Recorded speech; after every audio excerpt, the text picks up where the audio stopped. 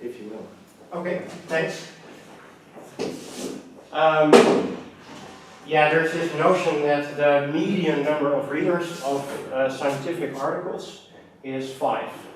The median number. So it's 50% of writers have less than 5 readers. So I already have more here, or there are already more here, than generally in science. And maybe the camera can add to that.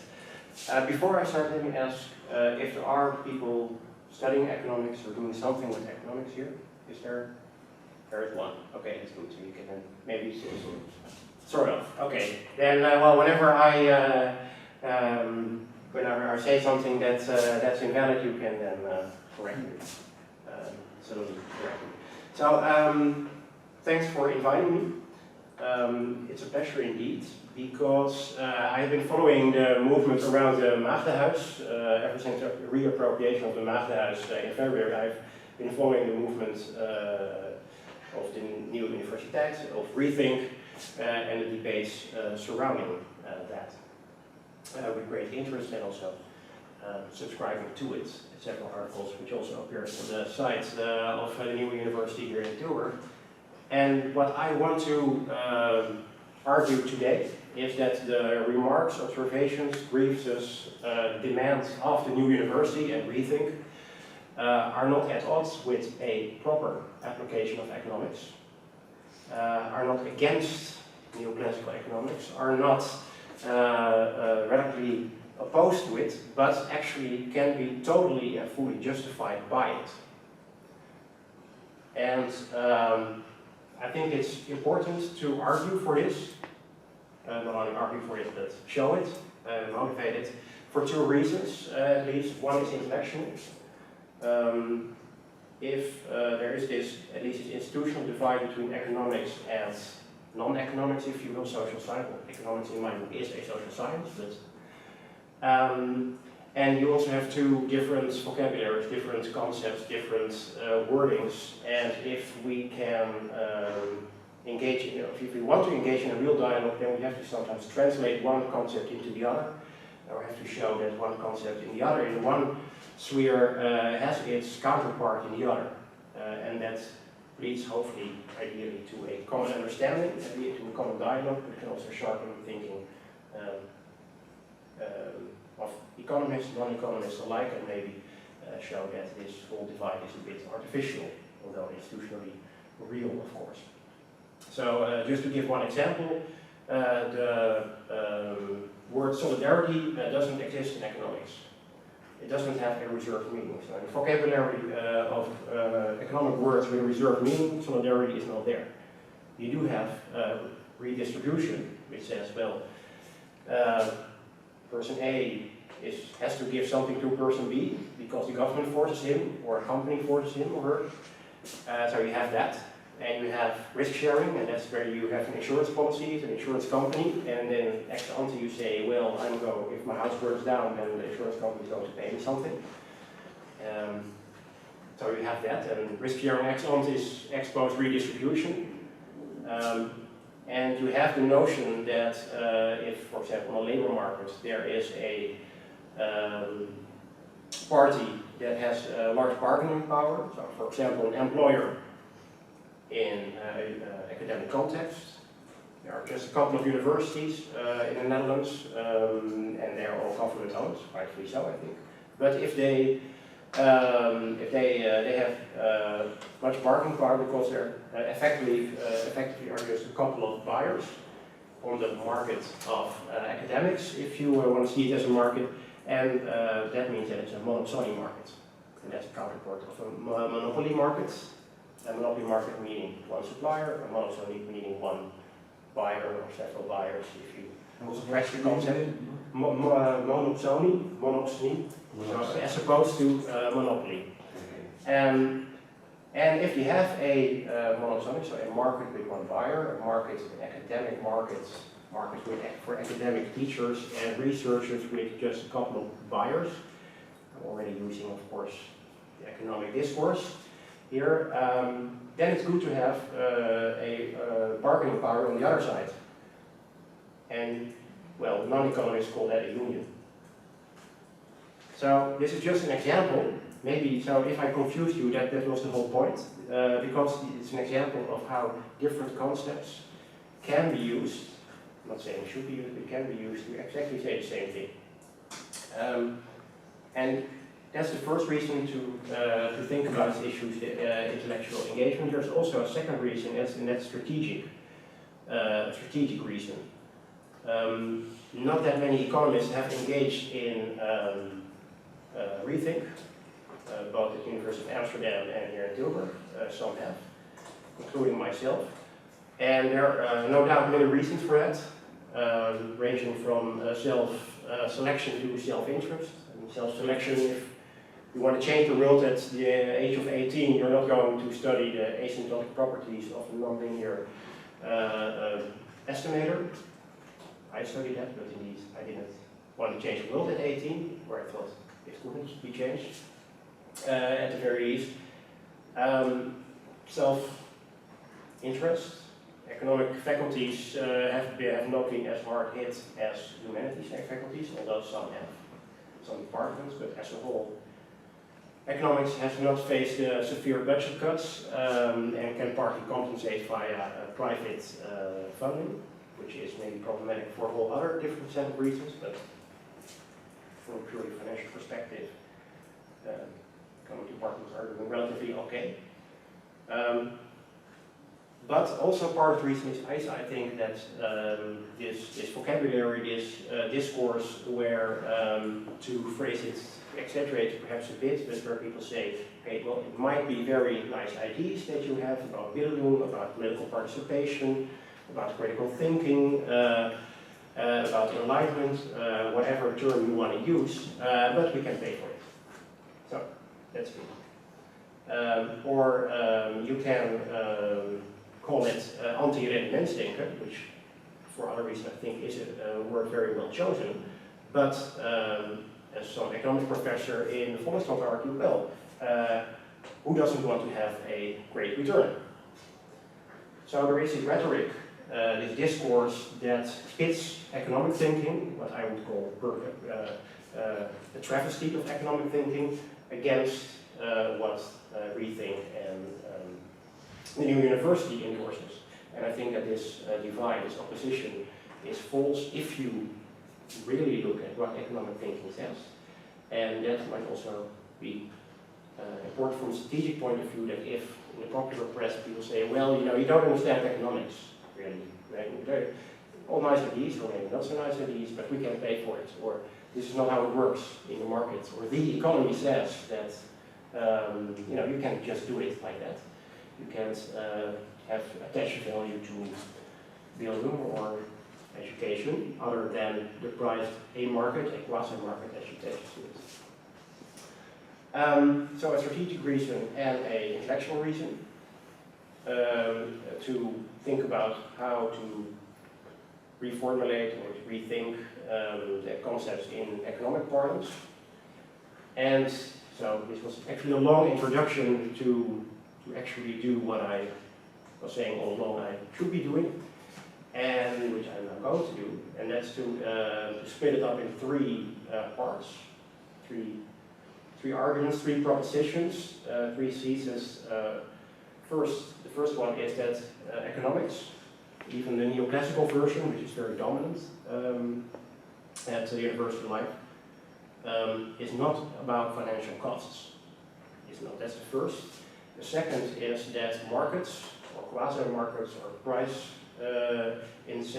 financial incentives or price-taking behavior doesn't work in some circumstances, in particular education.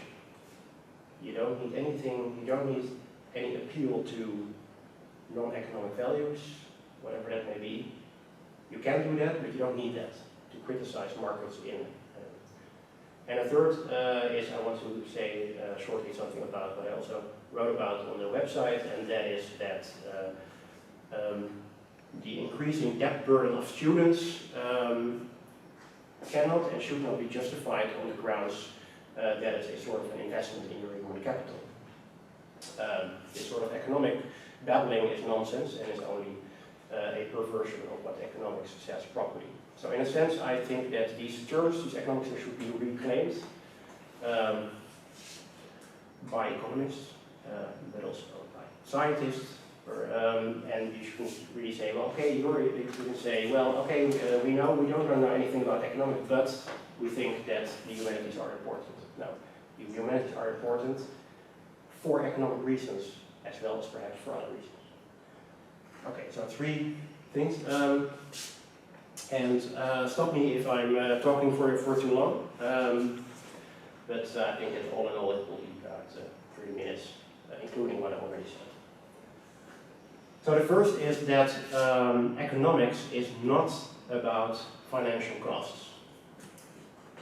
Let me repeat that. Economics is not about financial costs. So if there are some members of parliament saying, and actually the majority of the parliament is saying, we should let the people who reappropriated the Maagdenhuis, or occupy as they say, we should let them foot the bill because there were high financial costs, then that is, from an economic point of view, a total nonsensical argument. You can denounce it maybe for moral reasons or political reasons, but also from an economic sense. What they do is, at its best, bookkeeping. But if you want to have a proper economic analysis and disregard any notion of morality or politics, you say, well, okay, it's not only about costs, it's also about benefits. It's not only about monetary costs and monetary benefits, it's also about non-monetary costs and non-monetary benefits. And it's not only about the cost-benefit calculation in this budget, in this realm, but you should take the whole budget of the university, maybe even the whole government into account. That's what, at least the classical, neoclassical economic analysis does. That's what the Central Planning Bureau does. That's what they always profess. This is how we should do it. So, for example, if Amsterdam or Tilburg wants to build commercial real estate, then yes, there are costs, but of course then they would say, well, there are also benefits. Monetary costs, monetary benefits. A real economic analysis would take into account the benefits, and would not only take into account the monetary benefits, but it would also take into account the non-monetary costs and the non-monetary benefits, because perhaps if this commercial real estate is built here at the, what's called the Hollanders Park, how it's called the... Hollanders Forest. Sorry? Hollanders Forest, yeah. So that means that there is a real cost. You can't price the cost because what is a forest required worth? In money, it's worth something, but it's imponderable. You can attach a value to it, at least not in the sense of the word that economists do, in that you have a real price. But this, so what the Central Planning Bureau, for example, would then do, would say, well, there is this forest, there is this cost, but there are the benefits of commercial real estate, at least on paper, because we know how commercial real estate generally works out. It's in the end it goes bust, but never mind that. If you have a forest, then we should attach somehow a value to it. And well, then Central Planning Bureau maybe hands out questionnaires to people saying, well, what value do we attach to a park? Or they would say, well, we assume that the Hollanders Forest is as valuable as a park in America that has some entrance fee, and then we're going to have some exchange rate between the entrance fee of that forest there. We don't have entrance fees here, rightfully so, I think. And well, maybe we can attach a value to it. So these are what I wanted to say is that if you want to have a proper economic argument, you should not focus on the cost, financial out-of-pocket costs only, as these members of parliament in a total travesty of a so-called economic argument do. Another textbook example is, of course, well, if you pollute the environment, in production, then your economic or your GDP, your gross domestic product, the total number of products and services in a year produced, increases because pollution is out of GDP. But that's not economics. And we teach this as first year students. That's not economics, that's bookkeeping. So if you want to assess what the value is of the Maagdhuis movement or education in general or anything, you should take costs and benefits, and you should say, well, these benefits of education are not only monetary, are not only tangible, but they are real. Just like if you go to a concert hall, you can say, well, I hear beautiful music. What is that worth? I don't know, it's worth something. That's why maybe you pay for it, at least from an economic perspective.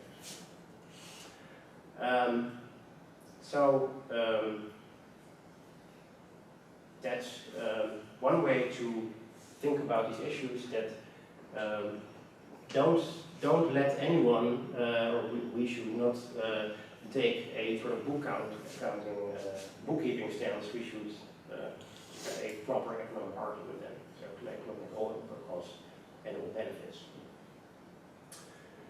And that's one way to, the other thing, almost forgot, is that what economists call mental bracketing.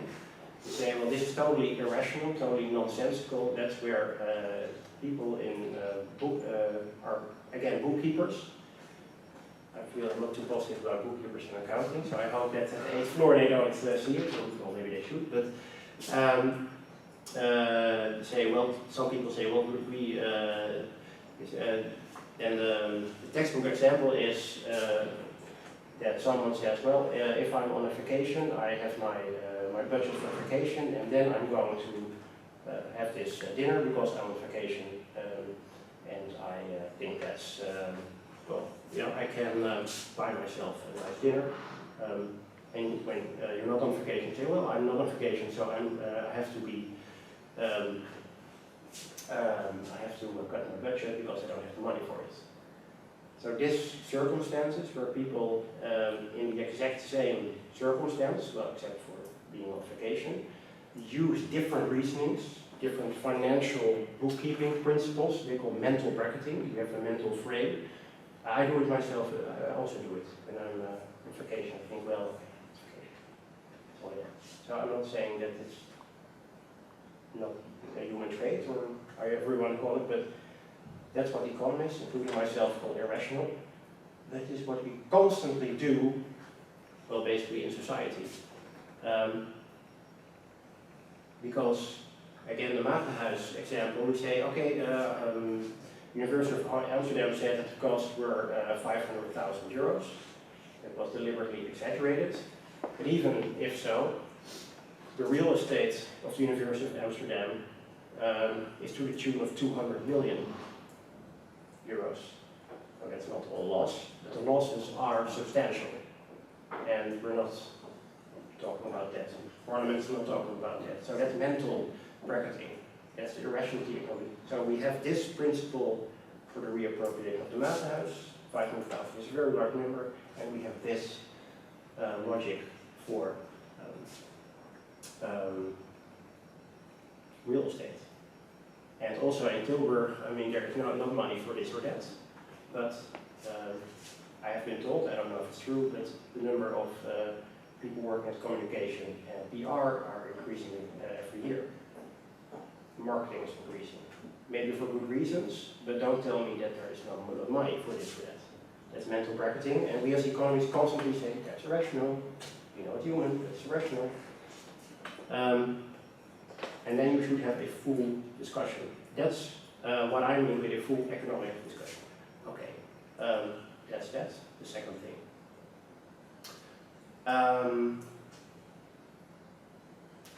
Ever since at least the 90s, and I can testify to that because that's the time horizon that I have myself. I started to study in 1996. The education, including academia, have seen a introduction of markets or quasi-markets, price incentives So students are supposed to invest in their human capital using debt or debt finance. Researchers are now should not only do research but are promoted or are installed or are financed on the basis of the number of articles, the number of citations or of valorization or whatever. And the idea is, well, that's good because markets lead to efficient outcomes under some conditions, and we teach these conditions and assumptions, and that's what welfare economics is about. Under what conditions do market or price-taking behavior, price signals lead to good outcomes? Competition to good outcomes. This is called the first welfare theorem, and that's mathematical stuff. But in the end, the whole idea is, well, markets under some conditions, prices lead to efficient outcomes.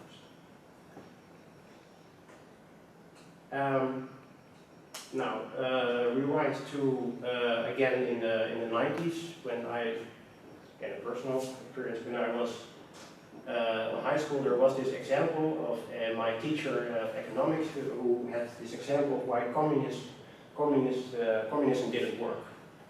And the example was, I'll come back to education in a moment, and the example was, well, you didn't have price incentives in Russia, to a large part. I don't know if it's true, but that's what the argument was. And for that reason, if you had a nail factory and some Russian bureaucrats said, well, you have to have at least 1,000 nails every day, then okay, then after half day work or half week work, then the nails were there, but they were very tiny, very low quality. Because light nails, small nails are, or light nails are not very solid. At least that's my understanding of it. So then the Russian bureaucrats said, okay, well they're trying to game the system, and said, well, you have to have you have to be of a minimum size. And then they just manufactured one nail. Well, because one nail of a certain size, well, that means that you have a nail of a certain size. And the morale of the story was, of course, well, you can try to make explicit what quality means, or you can try to make explicit what a good nail is. But without price incentives, without a mechanism that gives the proper incentive to the manufacturer to make the nail that the person asking for the nail really wants, without such a mechanism, it doesn't work, because someone's going to game the system. This sort of bureaucratic regulation is not going to work. And that's why communism broke down. Of course, a high school story, so we also die, that's right. Now flash forward to the Netherlands 2015, well maybe 2050 also. We have a system in academia where we say at one point when I started as a PhD, it was, well, you have to write as many articles as possible in, of course, English peer-reviewed journals. So it doesn't matter what's in it, but she should be accepted and by as high-ranked journals as possible, and well, that's good research.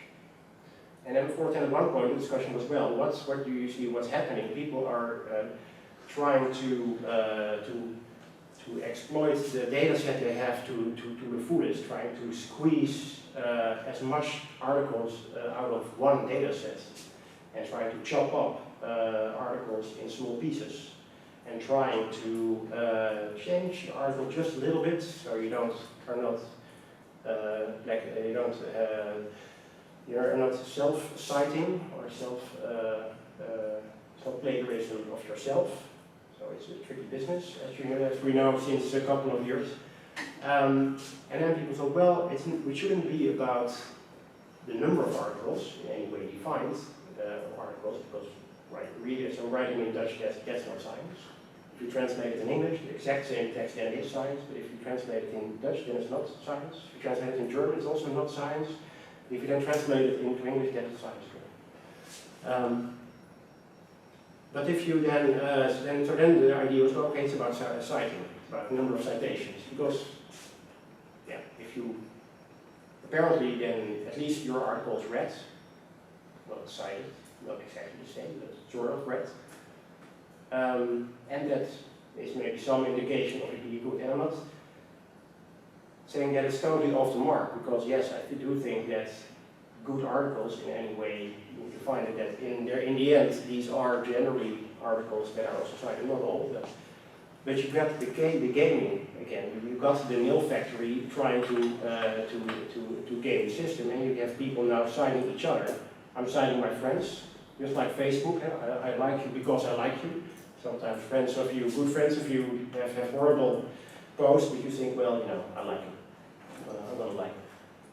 And scientists also citing each other. Sometimes referees or editors, I had this myself, say, after 1.5 years of reviewing, that's another problem, that takes a lot of time. But okay, never mind that. Says, well, we can publish your article. So I was really, yeah, great. So I have an article published. Now it's science. It wasn't science when it was a working paper, but now it's science because it's going to be published.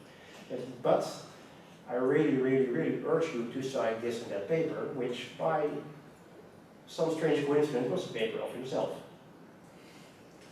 So I said, okay, so this is how it works. Okay, I did it. I have to admit, that's what was I, so yeah, I thought what am I going to do? Am I going to, it was quite a good journal in economics, so what am I going to do? And I understand him, or I did understand the answer, because maybe he had a tenure decision coming up. So, you know, it's understandable in a sense, but it's a game in the system. Now we have the discussion, maybe we should go for federalization.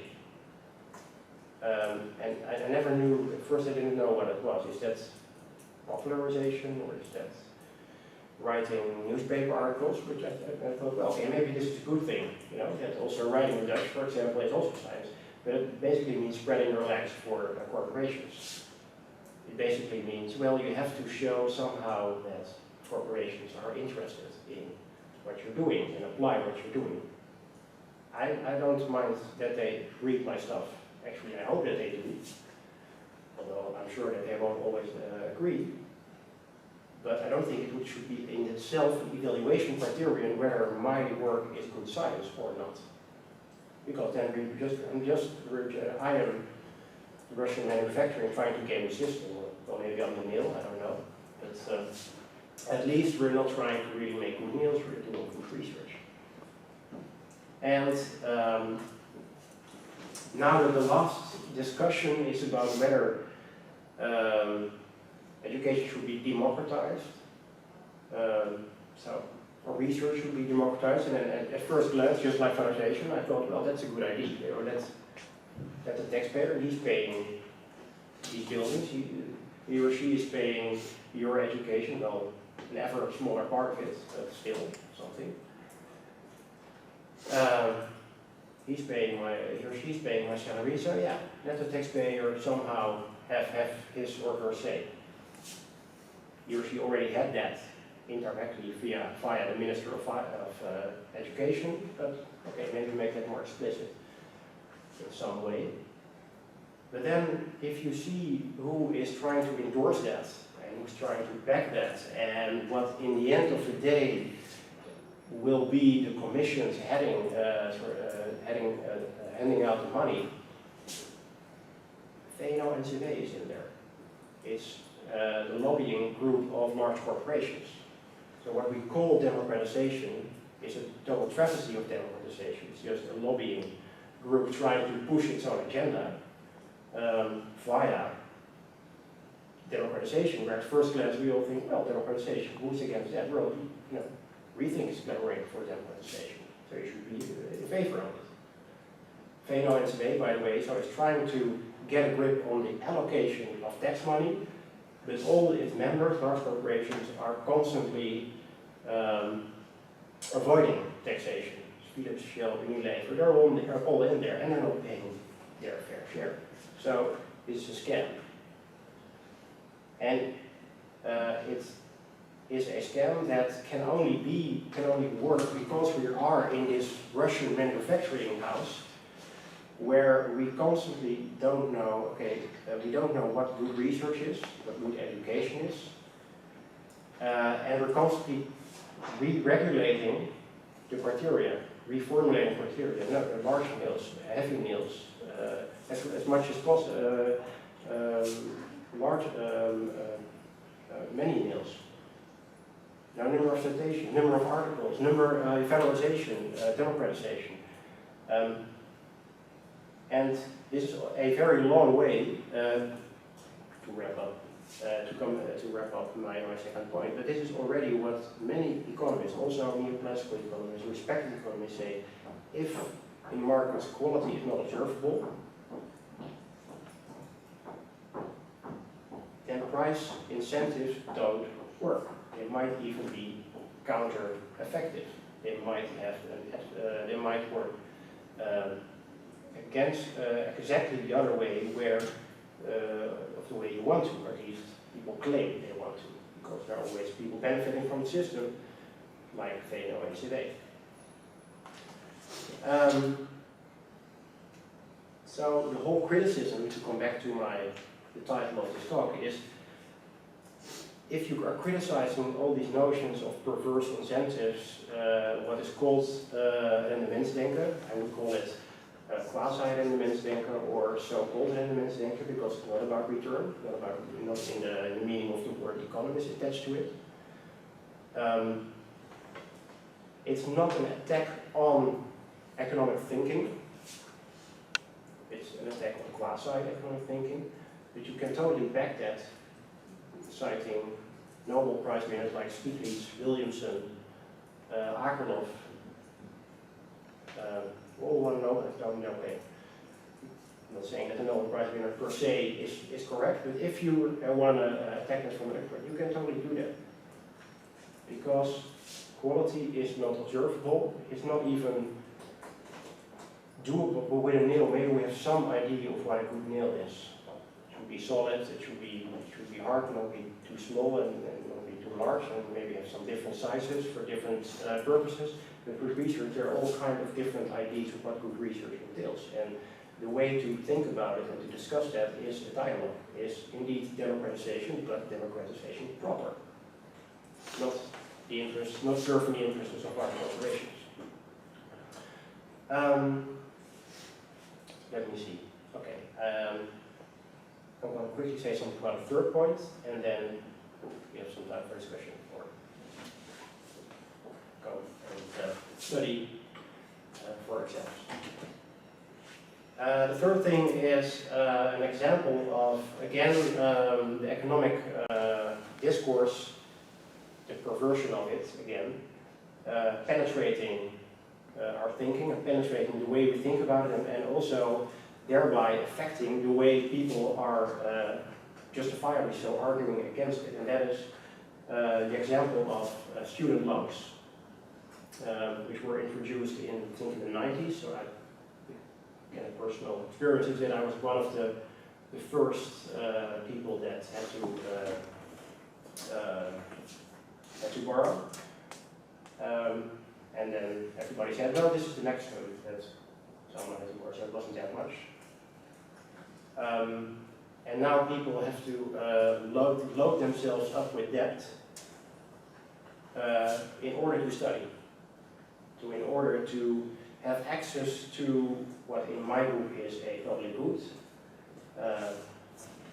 or what other people say, well, that's just a training, just getting for the labor market, just trying to get in pole position and jump and go to Philips or Unilever. Because they're the same companies who are trying to have the last resources allocated to their research. But that effectively means that if you don't have rich parents, or if you are not working yourself, so basically studying part-time, then you have to load up yourself with debt. And of course, the end game is America, where people have to borrow up to the hilt and they are paying back for the rest of their lives, basically, unless they are going to work as a consultant or are going to work on Wall Street. Which is one way of disciplining students, saying, well, you know, don't try to do some idealistic work, don't try to do some political education, because you have to pay off your debt first. But this is framed, so I would say, and here, so I think that it would really help to have a dialogue with sociologists and political scientists who have thought about socialization, hegemonic power, disciplining, so people like Foucault and Chomsky. I've never read them, but I think that these are the people that are relevant. But that is reframed in all parlance, in parliament, in media, in also here in university life. It's an investment in your future. Okay, even if you accept that university is partly just job training, not on-the-job training for a job. Even if you accept that, and I'm willing to do that, and say, okay, that's part of it. I mean, that's part of what we do here. Is maybe some skills that people can use in their life, including when they work. The whole idea that you invest in human capital is false on two premises. The first is that it's not, it's a false idea that as long as you invest, then you get a nice return, then you get a nice job. Academic education is now no longer a sufficient condition to get a good job, to get a well-paying job. It's a necessary condition. And this changes the whole dynamics from sufficient condition to necessary condition. So already 20, 30 years ago, you could choose, I'm not going to academia, but I can still have a job, and a well-paying job, and a job that I can get a house and a family. But it doesn't work that way. Now you have to do it, and even if you do it, and of course you better choose finance or economics or law school, which is not that bad for me personally, but okay. But you better choose that. Otherwise, well, you're not guaranteed a job, and let alone a well-paying job. So it's not an investment, it's a necessary condition. And it's a necessary condition that is an increasing burden on people. And this whole idea that work is human capital is a long way off from Marx. I think that Marx said, well, capital is dead labor. In the end, all labor is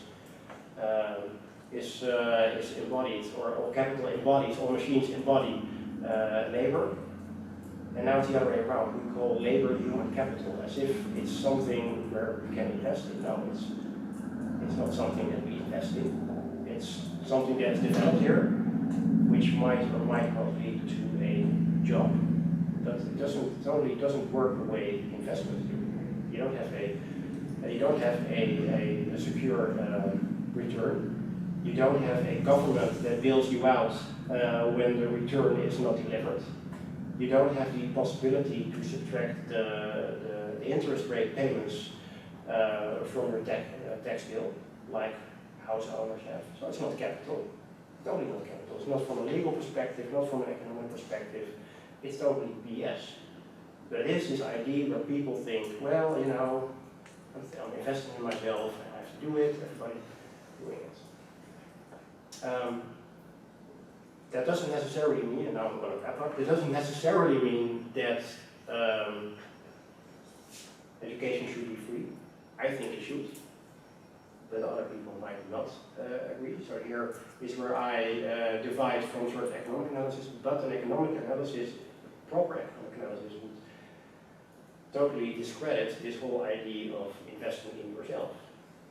And I think that's, from a strategic point of view, good to know, good to endorse, that don't let yourself be sort of derailed rhetorically, well, you don't know anything about economics and this is just the way it works. But on a more positive note, I also think that this is helpful to maybe convince economists, or people with economic thinking, or at the very least to make everybody understand what's at stake. And then maybe people still disagree. Okay, that's discussion. But to end with